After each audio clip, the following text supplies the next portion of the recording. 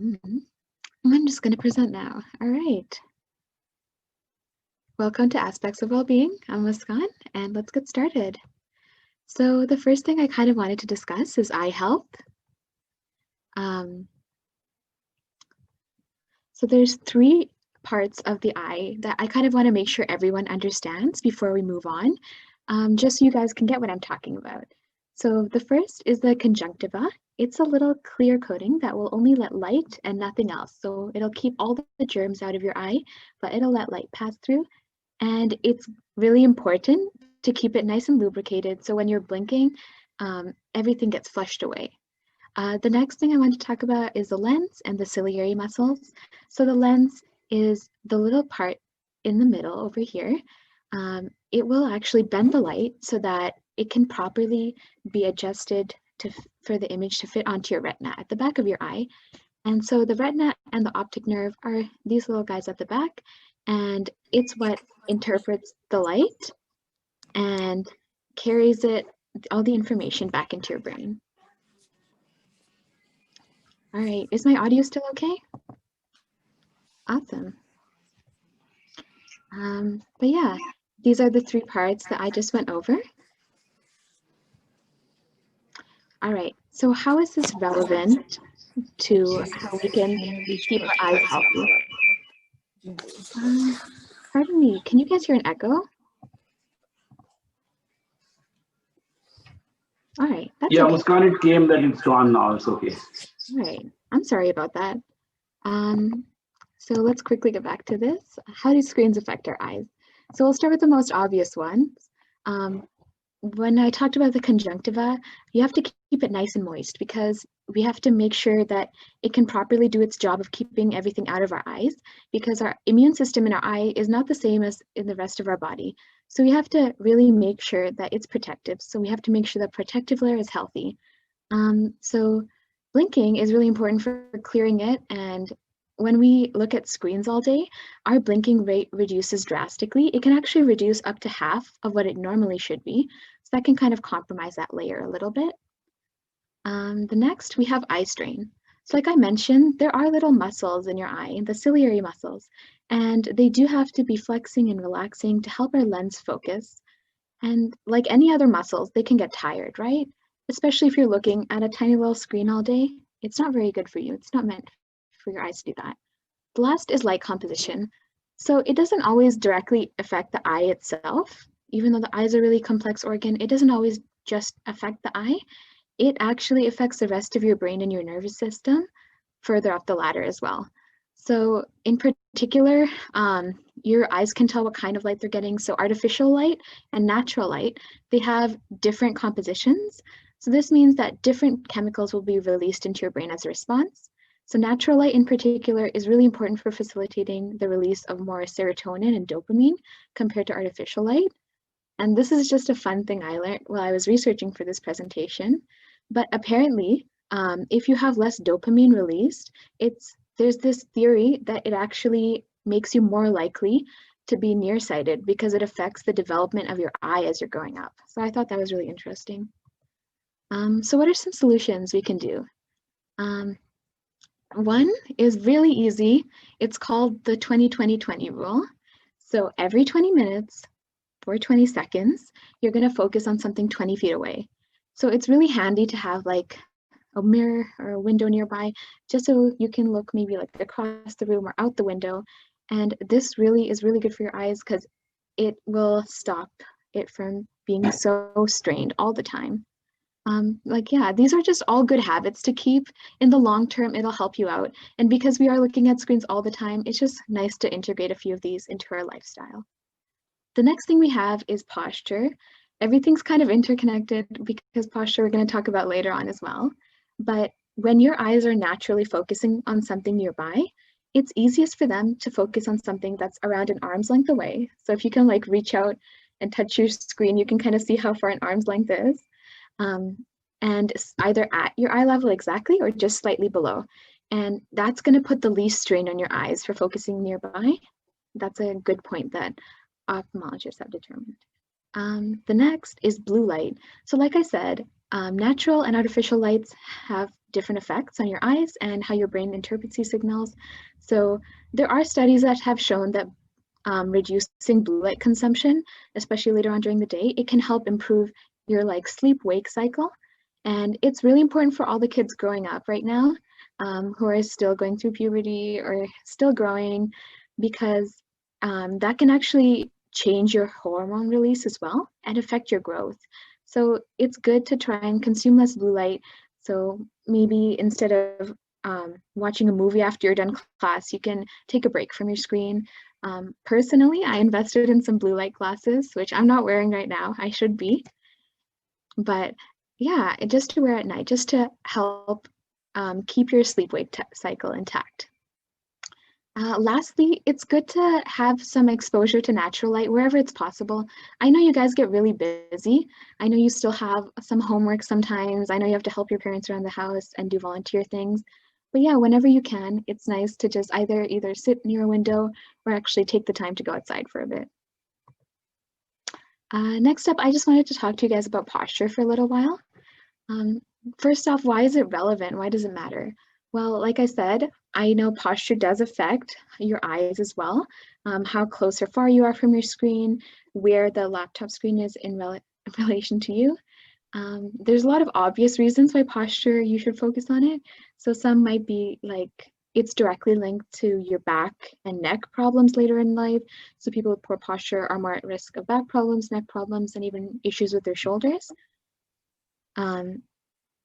Next up, I didn't know this one. I thought it was really interesting. It can also affect your cholesterol levels as well as your stress levels. So these studies were mostly done on younger participants, but they found that children with poor posture ended up actually achieving a little poorer academically. And if they were forced to correct their posture, in comparison to the control group, their decision-making skills actually improved and their stress levels decreased. So I thought that was really interesting. And it is really important. I know a lot of you are younger, and I know a lot of you are still in school and do want to do well. So these are just some things to consider. So what is posture? We have static posture and we have dynamic posture. So dynamic posture is how you move around. So this includes like maybe how you walk or how you run. It includes how you move to pick something up, things like that. But again, because we're in front of screens all the time, we're going to talk more about static posture. So whenever I speak in this presentation, you can kind of just assume it's static posture. And that is how you're positioned, your body is positioned in relation to itself, just while you're sitting down or staying in the same position for a long period of time.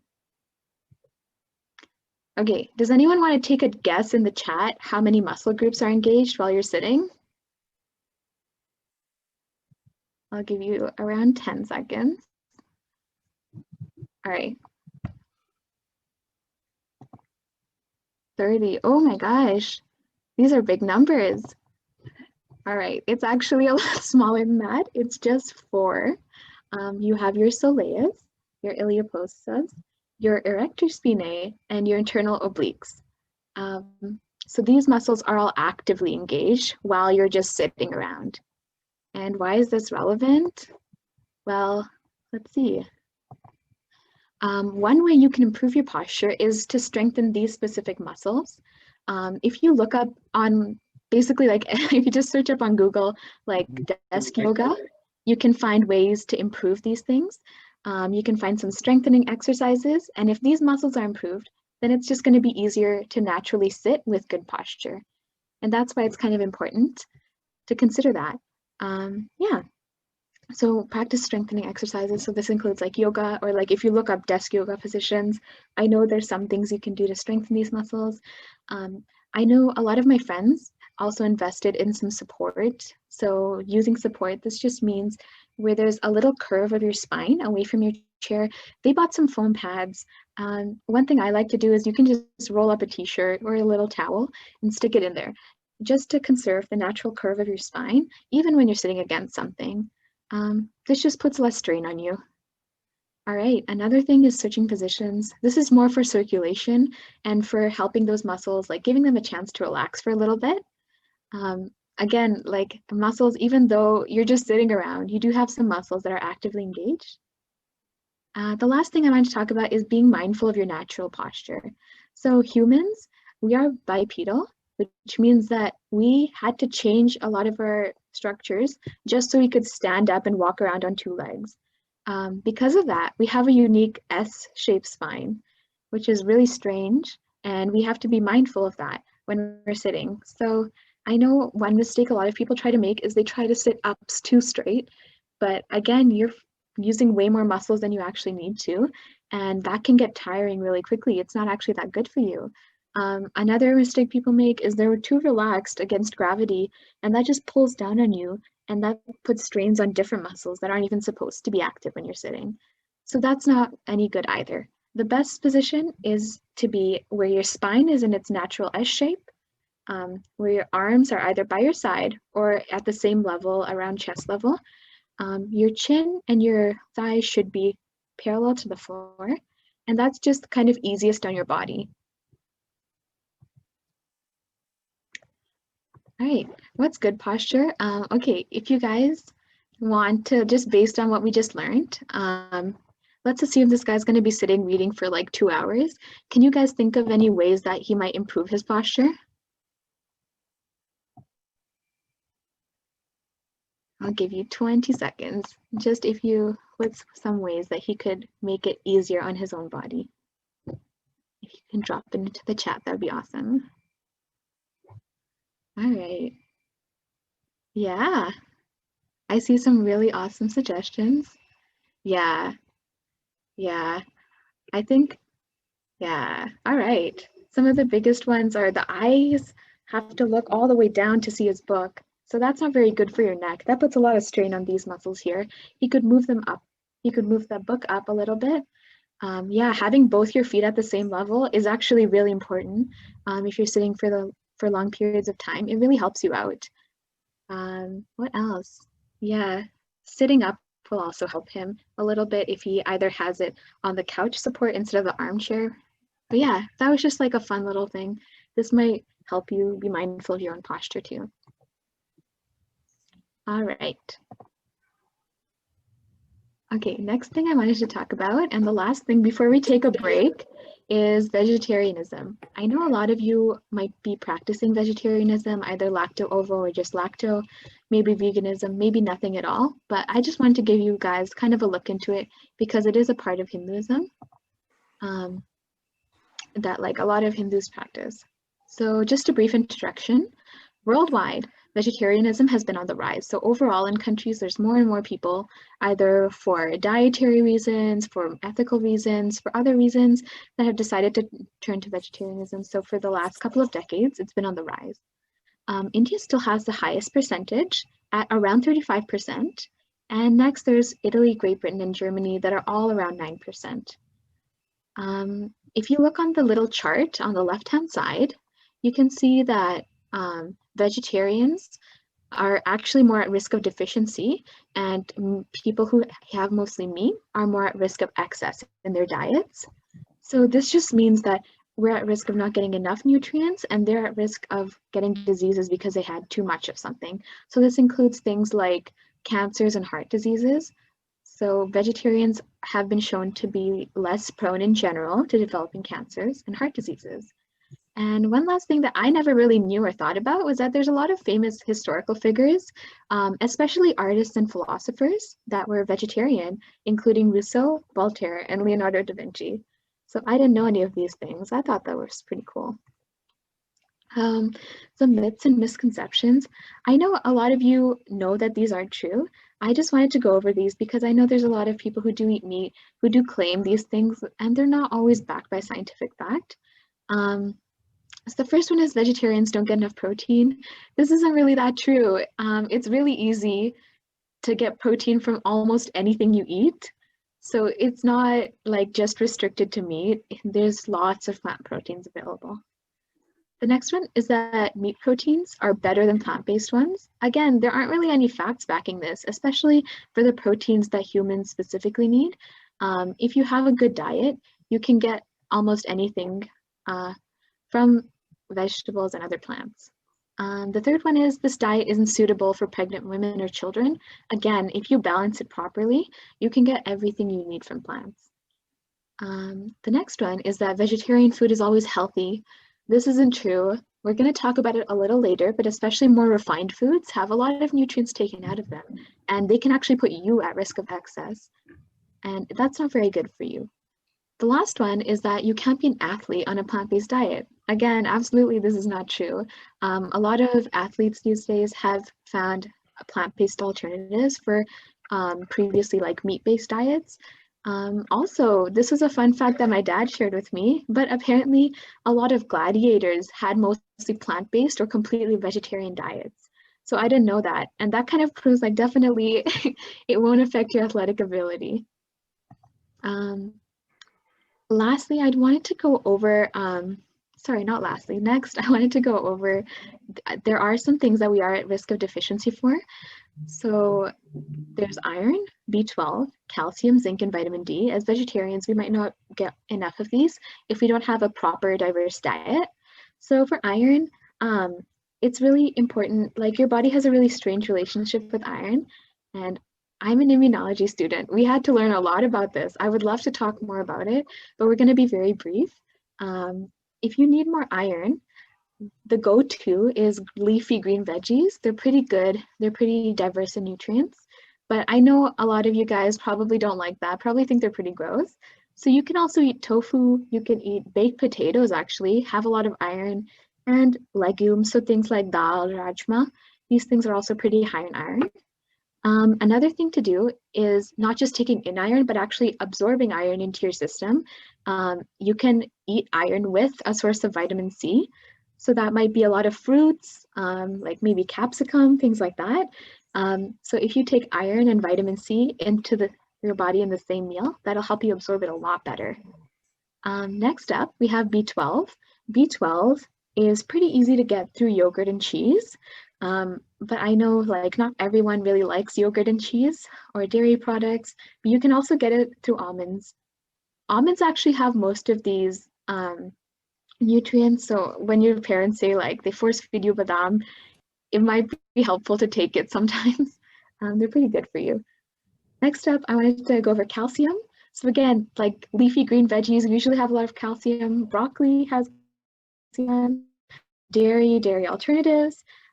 Sesame seeds and pumpkin seeds and flax seeds also have good amounts of calcium, which I thought was pretty interesting. Next up is zinc. Zinc, I don't think anyone really talks about. I don't think maybe a lot of you even know what it is. I didn't really know much about it until I started researching for this actually, but you can find it in celery, in oats, in sesame seeds and pumpkin seeds, and in squash. Vitamin D, again, you can get it through sunlight, but I know a lot of us are sitting inside on our screens all the time, so it might be helpful to have some dairy products. Another good alternative is if you're a picky eater or you know you have younger siblings that are picky eaters, might be to buy fortified foods. So fortified foods are just enriched with a bunch of extra nutrients for people who might not get them otherwise. So things like enriched orange juice, fortified tofu, fortified cereal even, is pretty easy to find at the grocery store.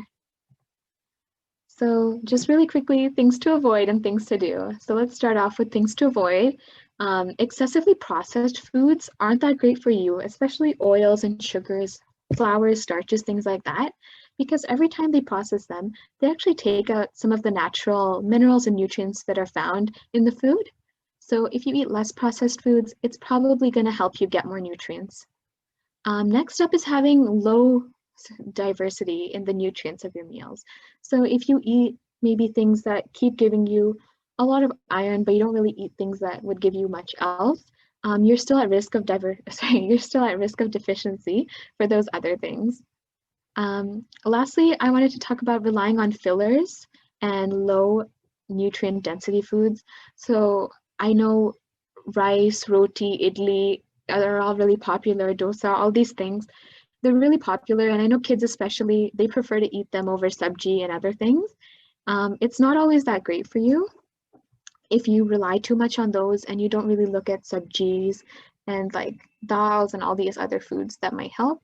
So it helps do a little bit of research and find some things that are tasty and have a lot of nutrients in them. Next up, I wanted to talk about things that you should do. So eating fresh food whenever possible is really good for you. Again, it's just because eating fresh food as well as unrefined foods, they just have more nutrients available for them that haven't really been degraded or filtered out yet in any way. But yeah, like unrefined foods, unrefined sugars are good for you. You can also check with your doctor if you think you might be at risk of deficiency, or like if you're feeling any symptoms. So I know a lot of my friends and a lot of Indian people in general, I found have been at risk of like anemia. So like they might not, it might be caused by low iron intake. They might be at risk of low bone density because they're not getting enough vitamin D and calcium. So if you think that you might be at risk of these things, you can check with your doctor. They can help you through it. And the last one is to eat a diverse diet. So again, like I said, all of these nutrients you can get through a lot of different things. There's a lot of things that overlap. So if you eat different things, you can probably catch a lot of the nutrients you want. It's easy to look it up on Google what might have some nutrients that you might be lacking. And yeah, those are kind of the tips I had. Just some takeaway points for being a vegetarian and still eating healthy. Now we have some time for a quick icebreaker. I'm gonna stop the share. Um, we will answer questions at the end. I'm sorry. We're just gonna take a minute. Prashantanko, if you could make me host for a minute, I can divide everyone into breakout rooms.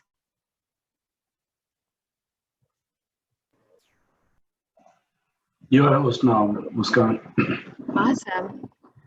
All right. So I'm just gonna assign you guys into 4 breakout rooms. It's just gonna take a minute. If you want, you can put your messages into the chat, your questions, and I will get to them later.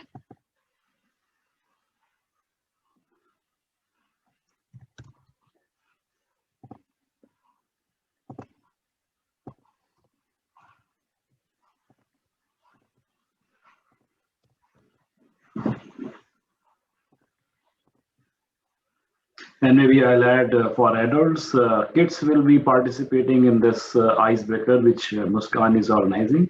So adults can still stay here and we can, have some conversation if you want. And maybe adults can take a break if they want to go and have a glass of water or use the washroom. Yeah, it should take 5 minutes roughly. Yeah.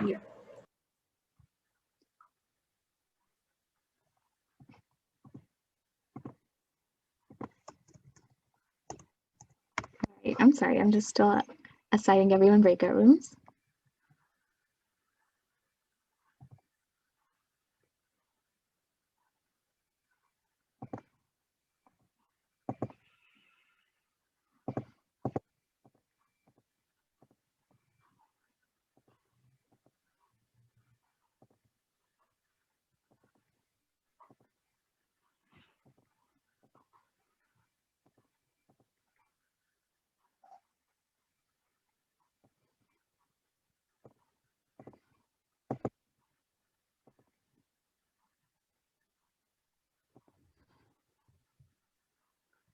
All right, I just need a minute, I'm sorry.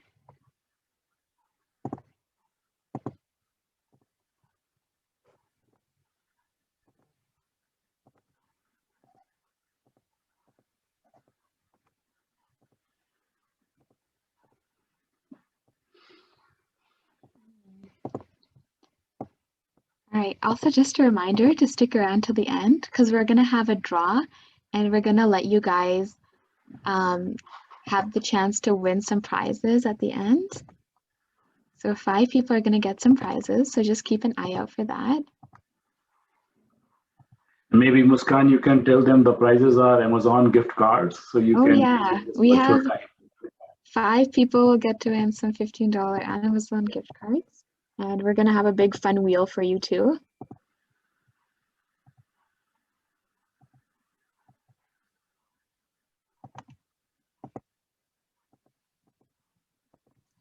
Oh, sorry guys, we're almost there. There's just a lot of names today.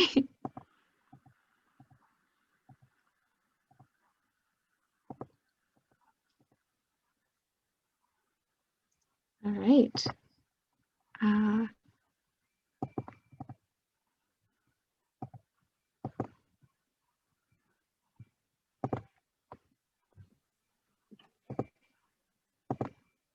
Okay, you can head on over to your rooms if you like. And if you guys are adults and you want to stick around and chat, you can just stay in the main session.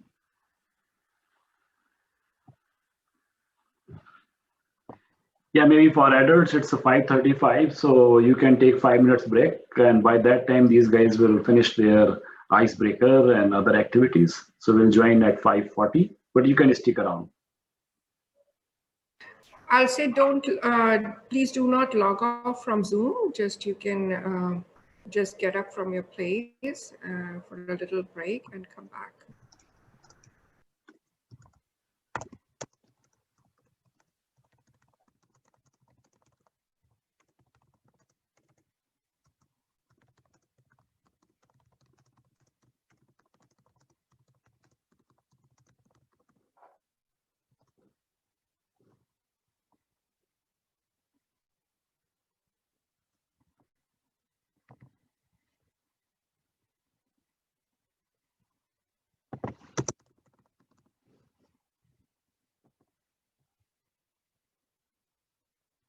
All right. Hope you guys have a good break. I'm just going to check in on the rooms.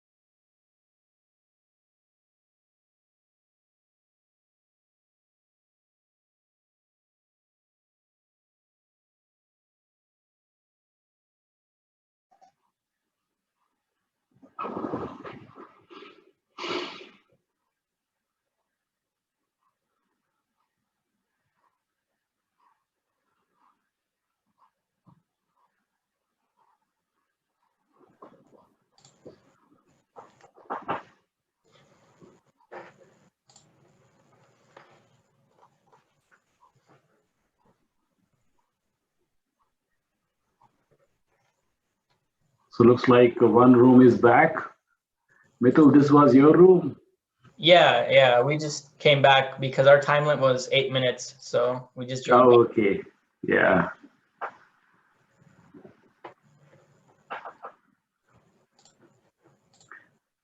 Hi, Sanvi. How are you? Good.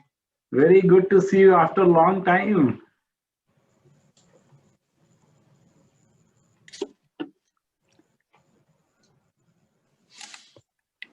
It was I amazing. can see Braj. It was really amazing. Thank you. You're welcome. Very good. Oh, we got more people joining back. Okay. Hey guys, Hello, everyone. did you have a fun time talking to each other?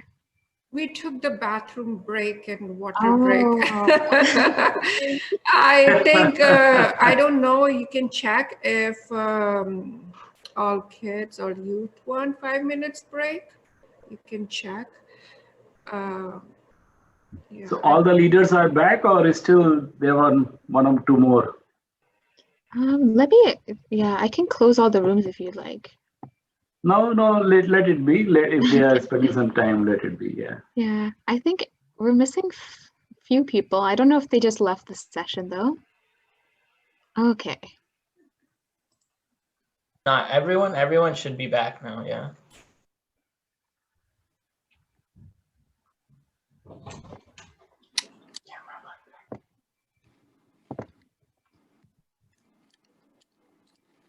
All right.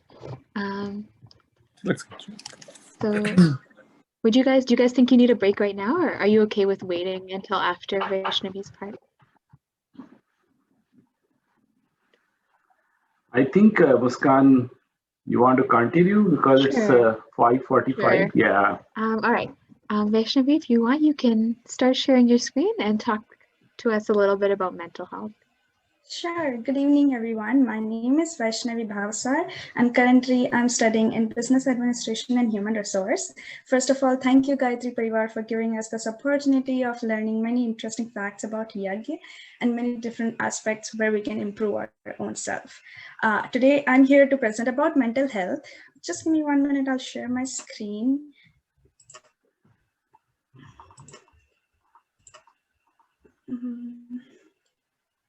I hope everyone is able to see now. Is it loading for you guys? Yeah, it is loading. Yeah. Okay.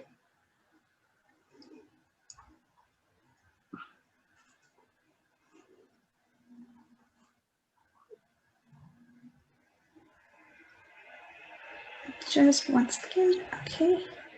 I think we are here. Yeah. Okay, so first of all, I would like to start with one of the famous quote by Noam Spencer. He's a PhD and a professor of psychology and an online blogger. He writes on Psychology Today. He says that mental health is not about destination, but about a process.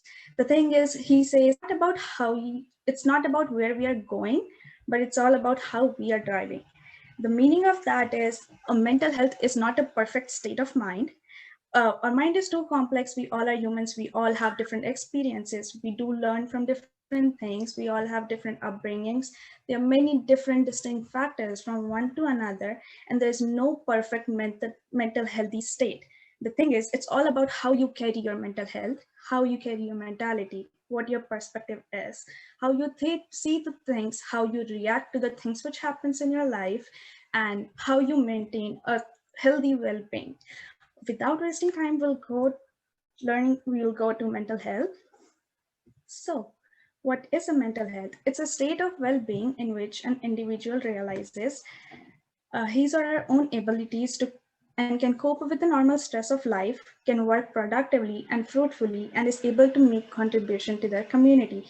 This is the definition by WHO given on what mental health is. Basically, it's not about talking about mental illness, which people sometimes refer it to. It's just mental health is with everyone. It's just a small part of a bigger picture, which we all deal to subconsciously or consciously. Let's move now. So what are some of the aspects of mental health, how it is affected? First of the thing we have is we are affected by our mental health is genetics. Genetical factors which transfer DNA to us, they are present inside. Sorry, my internet. Oh yeah, I think okay. So first of the factors are genetics. The mental health of an individual is affected by genetics a lot. The thing is, when we grow up, we have some DNA from our family, and it affects how we think and how we react to the things. The second is life experiences. Have you seen some of the people who just experienced one trauma, one disorder, or there was just one case which happened with them when they were a child and they had a phobia after that? What is that? That's about how that special incident affected their mental health. And the third thing which affects our mental health is our family history. So some of the people we see who were born and brought up in vulnerable conditions, or some of the bad parenting affects their mental health a lot. The thing is, it's not like you can't change it. Of course, if you say that you were born and brought up in a different conditions, so you can't change your future, that's wrong. We'll go about it in later slides. Now, there are some of the myths and misconceptions about mental health. The first one is mental health is same as mental illness or disorder. That's a very big lie. No, mental health is something totally different from mental illness or mental disorder, which can happen to a person. We all have a mental health just as we have the physical health, and we all can actually work on it and improve that. The second part is bad parenting or environment creates mental health. True, to some extent. There's no one single factor which can affect your mental health. The third one is kids can't have mental health like depression. It's adults' problem. That's also, again, a big myth. Kids and adults have most risk of going into mental illness like depression. We'll see that in later slides when we talk about some facts and figures about mental health. And the fourth point is mental illness will never affect me. Again, I think every individual thinks that they are healthy, but the thing is, every one of us have to some extent a mental illness. And that's what researchers found. To some extent, every person goes through a mental illness, knowing subconsciously or knowing consciously.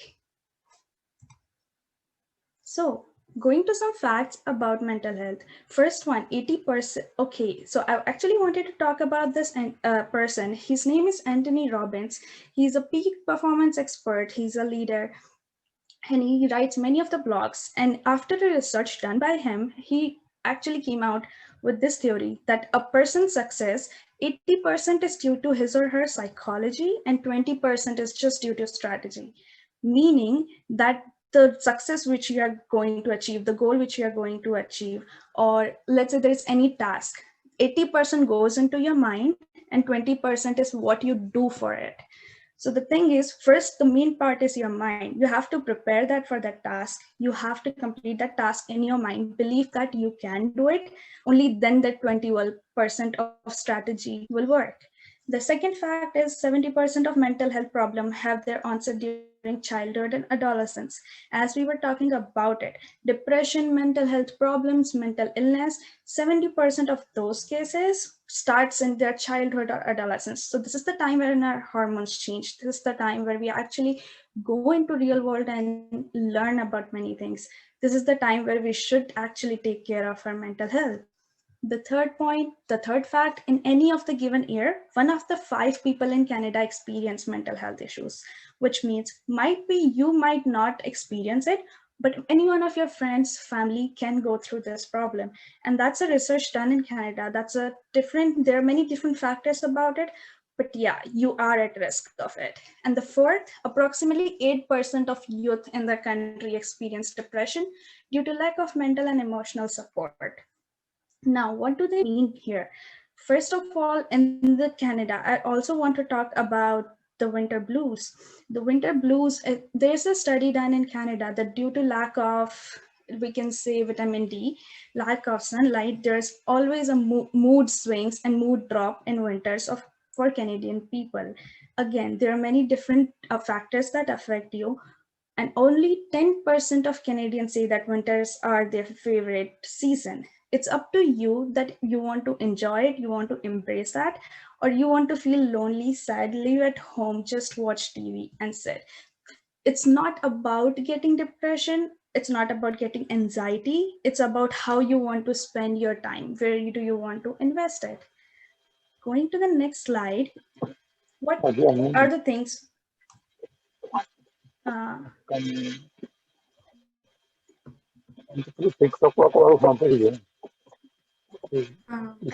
I think whoever is the host, can you please mute everyone because I can hear some noise. So all of you, once again, I request to please mute, and I request the host to please mute all. Thank you. Thank you, Vaishnavi. You can continue now. Thank you. Yeah, thank you so much. So what are the things which we go through if we are having a poor mental health? So poor mental health leads to, first and the most important one, is depression. Depression doesn't always mean that it will be severe. It could be minor when even the individual doesn't notice it, but the thing is, it is there. The second one is anxiety. When people go through poor mental health, there is poor organization, the tasks are incomplete, deadlines are there, and it can create anxiety in an individual. The third is weakened immune system. So how your mind works, your body works. There are many factors which affects your decision making powers as well. And the fifth one is heart diseases. The people who have poor mental health, they actually don't win their own journey in their mind. And at the end, there are many factors which affect your body due to poor mental health. So one of them is heart disease. And the sixth one is lower productivity for sure. If you are suffering from poor mental health, doesn't always mean it will lead to suicide, basic, or a big trauma or a disorder. But the thing is, if you continue with the poor mental health, it could lead to many severe cases like suicides, trauma.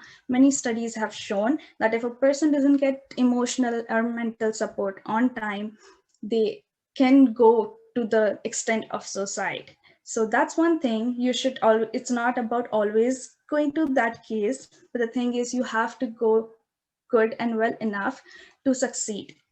Going next, what are some practices that we can do to keep our mind healthy? First one, create a vision board. This is one of my favorite ones. So wherever you work, just at your workplace or near your bed, you have to have a board at the wall, paste some pictures or just write down what you want to become, how do you want to succeed, or anything like your goals. Just write on a paper or have a picture. If you want to be succeeded, let's say you want to become the CEO of a company, create a picture, paste it on the wall, and see that picture every day. That will motivate you a lot, and the vision board will always remind you that what your goal is. Sorry. Second thing, keep things organized. The way they say is, if you don't know what you want to do, you will never do it. But if you know, then you have to do it. That's why you know them. So you have to keep things organized. Keeping things organized means keep your workplace organized. Write down the things, prioritize things. There are many factors which affect how your mind works. If your workplace is organized, your mind will be organized. So that's why you have to keep things organized. The third part is a to-do list. A to-do list basically means that you have to write the things which you want to complete. Just break down bigger goals into a smaller task. What they mean by it is, let's say you want to become a doctor, or let's say just take a basic example of, let's say you want to clean the house. Write them on a to-do list, date them that on this day, on Monday I'll do this, on Tuesday I will do this. Until unless you don't plan your things out, it will be just your wish. And the fourth point is talk to yourself for 5 minutes daily. Just go to the bathroom, lock the door, no one is watching you, look into the mirror and talk to yourself. What do you want to do? Why are you here? These practices will help you a lot and you will succeed in your life for sure. Now, things to avoid and things to do. Some takeaways. Things to avoid: unhealthy and inconsistent diet. They say that what you eat, you become, for sure. So you have to eat a healthy diet. Try to consume fresh food more and more, because what you give to your body, your mind works like that. Second point would be avoid negative people or negative environment. If you see that the activity which you are seeing or which you are investing time in is not giving you something productive, you have to avoid it, because your time is something which you have as God gift. You have to take your time and invest them strategically. Third is unhealthy belief about our own self or others. Stop talking just about others and stop comparing yourself to them as well. It doesn't matter what people think about you. It doesn't matter what opinion they carry about you. Also, you shouldn't just keep on judging people or keep on talking about them, because all that what you say, your ears hear that and your mind works like that. So the negativity which you either get or which you give to the society affects your mind, your thinking, and which at the end affects the task. Stop comparing yourself with others. It won't do anything. All those good pictures of your friends on social media, all those envies, jealousies, anger, friendship, something to some extent leads to depression. You have to know what the limit is. You have to know what you're feeding your mind, because eventually that will be what you give to people, or but that will be something which will make you the person in long run. Also, identify and actively try to avoid your bad habits. What do they mean? So, as I said, time is the biggest gift of God. You have to invest it wisely. Identify what you're not doing right. Identify which is non-productive work that you're doing. Try to take that time from there and invest that in some good habits. Now, things to do. As I said, eat healthy, eat fresh, because what you give to your body, your mind will work like that. Second thing, exercise regularly.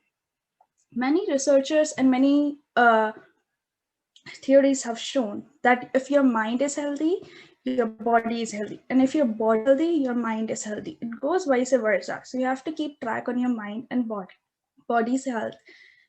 Third thing, maintain a normal sleeping cycle. Until unless you don't get enough sleep, your mind will be always stressed, which leads to anxiety and depression. Fourth, reach out to loved ones and trust individuals for support. It's not about always getting sympathy or attention. It's about always talking your thoughts about your minds. If you're not feeling well, talk to a friend or your family. They will support you. And when you actually talk, it's not about how they react. It's about you hear your own self. And to some extent, you actually understand that what's happening and time will come. Fifth point, start small but be consistent in developing good habits. As I said, identify your negativity, identify your bad habits, and try to adopt some good habits. Try to invest, see where you are lacking, and see where you can be consistent and developing your good habits. So I think that's all for today's mental health. Any questions? I think if you want to look into the chat, there were a few questions. Oh, I'm so sorry, asking I about. missed it. Oh no, don't be sorry. There's some questions about serotonin deficiency and dopamine detox. I think you might be better Yes. equipped to answer this than me. No, that's okay. Go ahead. Oh no, please. Okay, yeah. So the way I was talking about dopamine detox, and the thing is that we don't get enough light.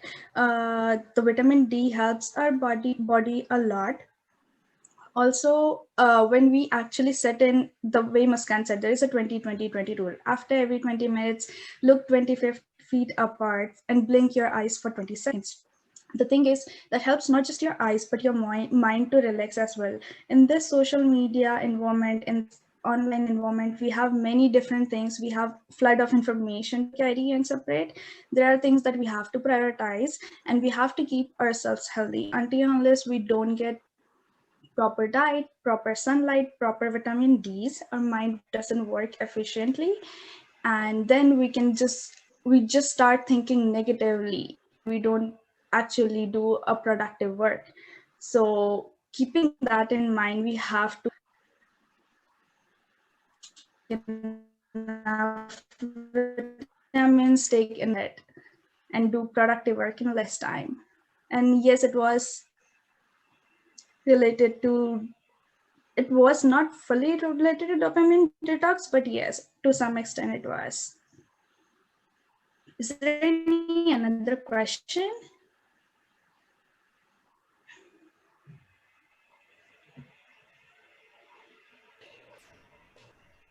I don't think. And yes, I agree with. Yeah. All right. Go ahead, Nupurji. No, I think I don't see any other questions. So yeah, go ahead, Vaishnavi. Yeah, if you want to continue or you're done, just. No, yeah, just I'm done. And I agree with Dhyan Bhavsar here. Divide the vision into small missions and attach with it.